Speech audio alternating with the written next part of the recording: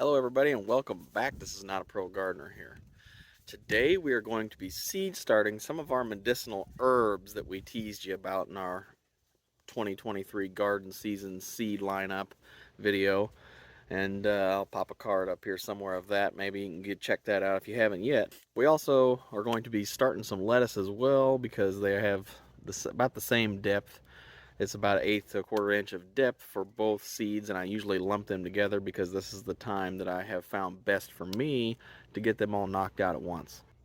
Now, if we have some time at the end of this video, we're going to discuss some of the plans that we have changed about planting in our raised beds. We're going to show you that later, little bit of change of plans. We're going to be in the greenhouse today.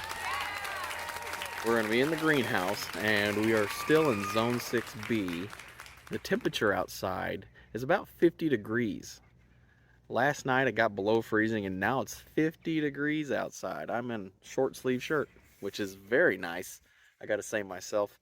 In the greenhouse it's about 80 degrees roughly though, but good thing we got the breeze blowing, otherwise we wouldn't be doing this in here today. We're starting this stuff early, about 3 to 4 weeks before our last spring frost, just to get a jump start on production so we can have these bigger transplants to put in the ground faster. And we have specific varieties in mind that we wanted to try, and we have definitely the scoop on those. If you want to hear about that, stay tuned. We got plenty of plans for all these medicinal herbs that we have added to the lineup this year, and we're going to go in depth a little bit on that. Alright, so we're going to go ahead and take you in the greenhouse, show you what we got, and we're going to go ahead and get some seeds starting going. So let's go ahead and check it out.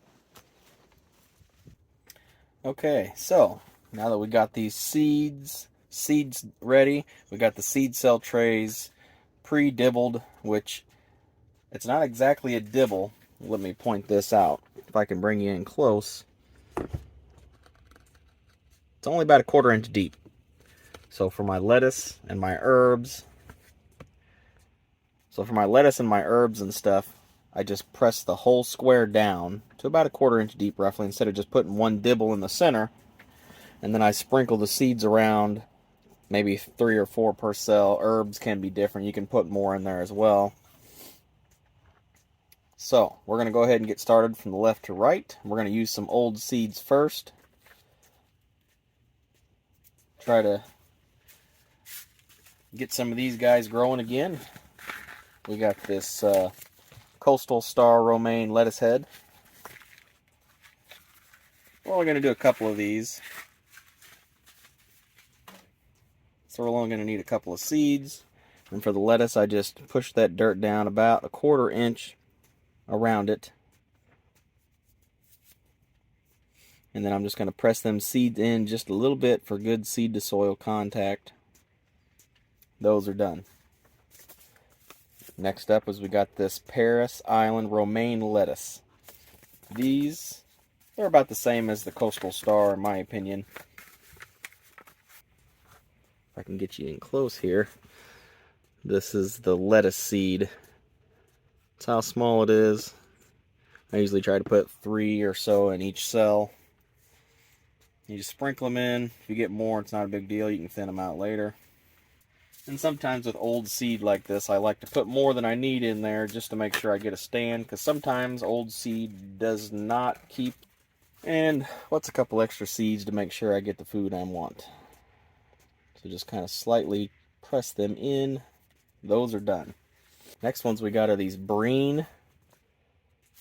I've tried these quite a few times. I seem to like them. There's a trio of them. And I got all 3 of them, the Breen, Truckus, and Dragoon. Just going to get some of these seeds in my hand, and I'm just going to sprinkle them in. Next up is this Truckus.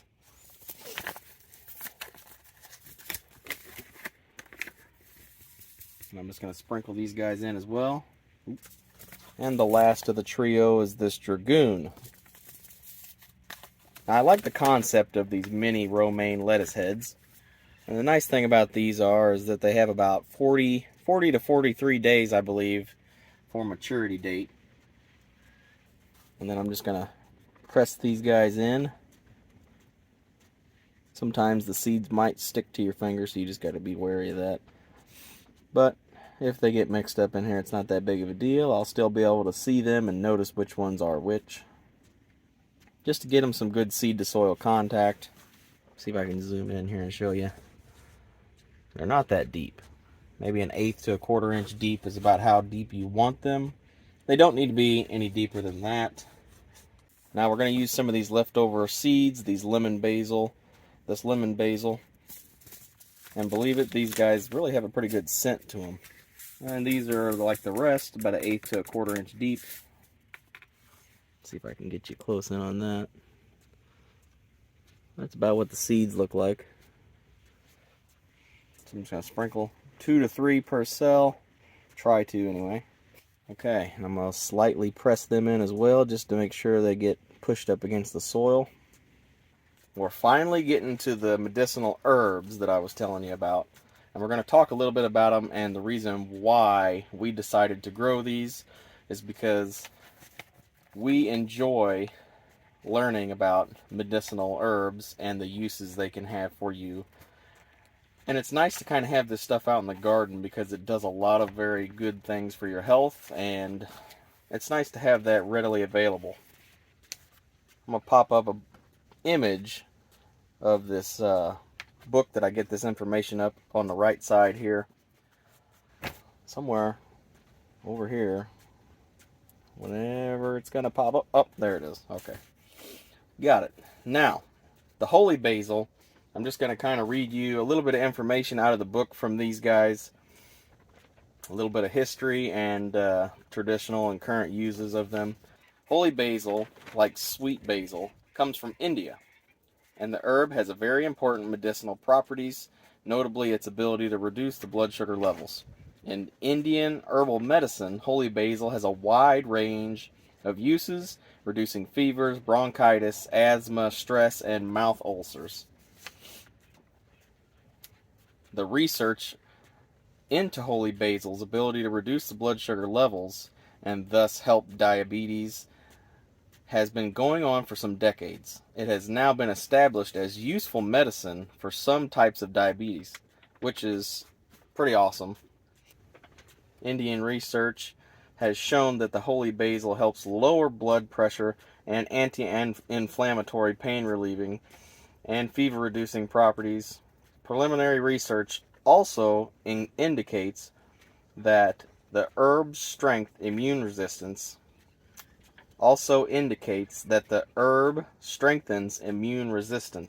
protects against radiation, has anti-cancer properties, and inhibits anti-cancer properties. Traditional uses. Holy basil has always been considered to be a tonic for invigoration, useful for improving vitality. Holy basil is thought to have an affinity with the heart, protecting it from stress and lowering blood pressure and cholesterol levels. It has a reputation for reducing stress. The holy basil is valuable for respiratory infections, especially colds, coughs, and bronchitis. Now, the famous holy basil that I've been talking about is right here. Envelope in an envelope. These seeds right here are small.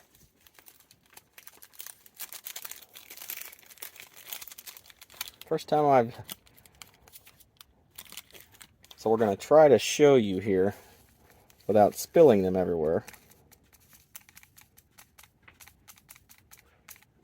Look how small these guys are.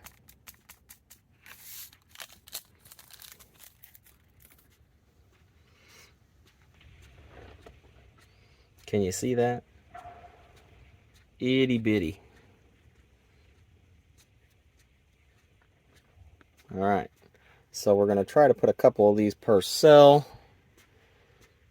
This will be the part where you get your glasses out because it's even hard for me to see these things.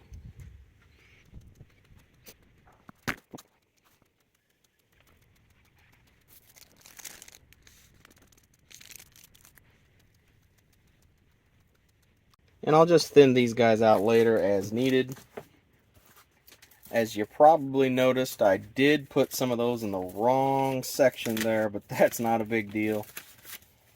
I'll be able to tell the difference whenever they grow up, and mixing them together ain't really that big of a deal for me either, so they'll all eat the same. I'll just take note of that whenever I'm transplanting them. So now we got all these done. I'm just going to slightly press them in. They do not need to be very deep at all, just to make sure they get good seed to soil contact. Then we're going to top these with some perlite. And perlite, because we're going to be overhead watering these a lot more, so we're going to go ahead and get this other seed tray seeded, and then we'll top them all at the same time. We got some more. This one is the rosemary. We're going to go ahead and talk about that one. This is some information out of the book as well. This rosemary is well known, greatly valued herb that is native to southern Europe, and it has been used since antiquity to improve and strengthen the memory. To this day, it is burned in the homes of students in Greece who are about to take exams. Rosemary has a long-standing reputation as a tonic, invigorating herb, imparting a zest for life that is to some degree reflected in its distinctive aromatic taste. It is good for general circulation. In Japanese laboratory research in 2003 found that diterpenes with rosemary strongly stimulated nerve growth factor, suggesting that the rosemary may stimulate nerve repair. A 2015 review in Cancer Letters states that these constituents also had promising results of anti-cancer activity. Now, the traditional and current uses I'm going to state here: it's a circulatory stimulant. Poor circulation is thought to raise low blood pressure. The herb is valued for fainting and weakness associated with the deficient circulation. Restorative: rosemary aids recovery from long-term stress and chronic illness. It is thought to stimulate adrenal glands and is used specifically for debility, especially when accompanied by poor circulation and digestion. It's an uplifting herb and is applied as lotion or diluted essential oil. Rosemary eases aching rheumatic muscles. Add the infusion or essential oil to bath water for a reviving soak. That's pretty awesome. I gotta say myself, there's a lot more to it than that, but for the sake of time, we're breaking this down for the video so we don't keep you for too long. But rosemary has lots of very good things in it for you, and lots of ways to help you out in your journey of life as well. So we're going to go ahead, get some of these guys seeded. But the whole point is, some of this stuff you have growing in your backyard, and you don't know it does all these things. Which is one of the reasons why I purchased that book, because there's a lot of things that these herbs and plants do that really could make the difference for some people if they heard or know about it. Just a little seed to soil contact there. 1/4 inch deep as well for most herbs. Now the next is this broadleaf sage. Now sage is another one that I've been wanting to try for a while, but I haven't got around to it just yet. Sage's botanical name is a clue to its medicinal importance. Salvia. It comes from salvar, meaning to cure in Latin. I probably butchered that, but that's okay. A medieval saying echoes this: why should a man die while sage grows in his garden?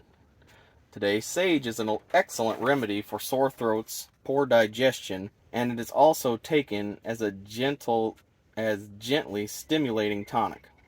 It has a slightly warm, noticeably bitter, and astringent taste. Ongoing research taking place in the UK provides strong support for traditional use of sage enhancing memory. In the most recent study in 2008, healthy volunteers averaging 73 years of age showing a significant improvement in memory processing and accuracy of attention after taking a single dose of sage extract. Interestingly, a moderate dose equivalent to 2.5 grams of sage proved most effective, more so than higher doses. sore throats. In a randomized trial published during 2006, a sage throat spray was found to relieve throat pain in people who had acute throat infection. It can help lower blood fat. It can help lower blood fat. It can help lower blood fat levels. My word. It can also be used for a digestive tonic. Sage has a long traditional use as a digestive aid, supporting stomach health and promoting better digestion and absorption. You can also use it to rub the leaves on stings and bug bites as well. Just rub the leaves to help ease that problem you may have there with the sting or a bug bite. And infusions, you can use them to gargle for sore throats up to 3 times a day. And all this information can be found in that book that I put up there for you guys to check out if you want to. I have found it very useful. So we're going to go ahead and get these guys dropped in their tray, put it to bed. We're going to get these guys in there and put them to bed. And I do not know from experience how thick to plant these, so I'm going to put 2 to 3 per cell. If I get 4 in there, it's not a huge deal. It's kind of hard to see with my hand right in the way, but that's pretty much it. Just going to do that. Slightly press them into their little cells there, just so they get good contact with the soil in there. Lemongrass. Kind of weird starting this from seed, but we're going to go ahead and try it this year and see how it goes. Most people just get it from a nursery, but we're going to try it this year and see how it goes. Now, mainly the reason we wanted to grow this was because of its culinary uses and for teas. But I'm just going to read you some of this information that comes in the book as well. The history and folklore. Lemongrass is cultivated for its own oil, which is used as a culinary flavoring, a scent, and medicinally. The medicinal action and uses. Lemongrass is principally taken as a tea to remedy digestive problems. It relaxes the muscles of the stomach and gut. Relieves cramping pains and flatulence, and in particular suitable for children. And is particularly suitable for children. In the Caribbean, lemongrass is primarily regarded as a fever-reducing herb, especially where there is a significant congestion. It is applied externally as a poultice or as diluted essential oil to ease pain and arthritis. And these guys are especially, it says 1/8 of an inch depth, which is not much. So I barely pressed the soil down here. Let me see if I can take you in closer to show you. Maybe that'll pick it up, but these seeds require light to germinate, and boy are they tiny. Yeah, that's a very small envelope, just like the last one. Let's see if we can get these on camera without the wind blowing them away.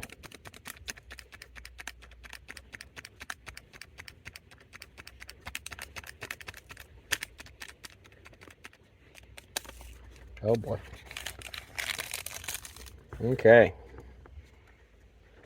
So I'm just going to try to do 5 or 6 per cell because I have plenty of room. And I'm just going to try to get some to come up because I'm going to have to probably grow them in pots because I don't think they're going to be able to grow year round around here. But they do require light to germinate. It helps them germinate as well. It even says on the growing information. So it says not to plant them very deep. That's why they're just barely pressed in. I didn't press these cells down hardly at all. Now all we got to do is top all these trays. And we're going to go ahead and show you what that looks like. Alright. And as I said, I'm planning on overhead watering these. So I'm going to put perlite on them to help keep the tops dry, to prevent any problems with moisture later on. So I'm just going to lightly cover these guys. I do not want to bury them.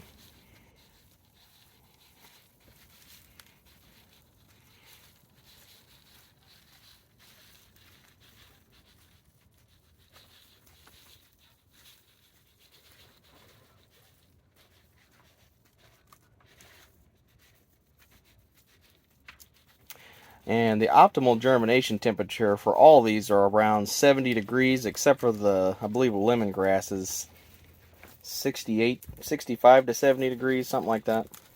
Pretty close.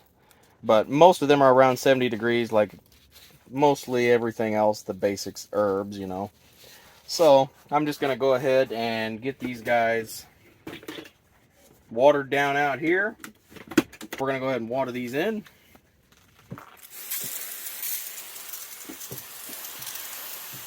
Okay, so now we got these watered in. We're going to go ahead and show you what else we're cooking with today. Now, I'm bringing you over here to the raised beds because we decided we're going to transplant our onions in this raised bed right here. So, what we're going to do is I put a bunch of chicken compost manure in there, which has probably been breaking down for about 4 weeks now, but still needs a little bit longer. So what I'm going to do is, as you can see, I still have these carrots in here from overwintering them. And I think I'm just going to go ahead and tarp this here. And then when the 2 weeks come around for these onions to be transplanted, I'll just have to take the tarp off and install my drip system. And then it should be ready to transplant. Easy, not that big of a deal. But we're going to change that plan because I've never grown onions in raised beds, bulbing onions, before. And I have a pretty good feeling that with the less weed pressure that they will do very well in here. And I'm going to hope to try to grow some big bulbs. But I'm also going to be planting them very intensively in here.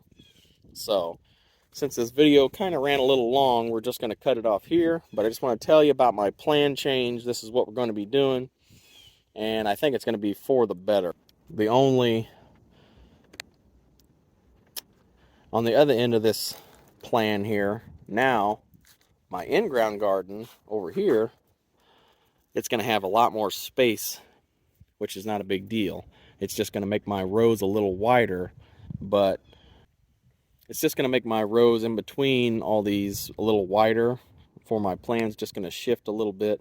So I'll have more room to walk around in between the rows and cultivate, unless I decide to throw another veggie in there for some reason. We'll just have to wait and find out, but I have pretty big plans for this garden season, and eventually I'm hoping to do some videos on a little bit of a backstory, a little more information about me. Eventually is going to come up, and we're going to talk about that because I got some interesting things in store for this garden, and hopefully you guys are going to enjoy that. Now, this is another one we're going to be tarping. As you can see, I still have some weeds popping up.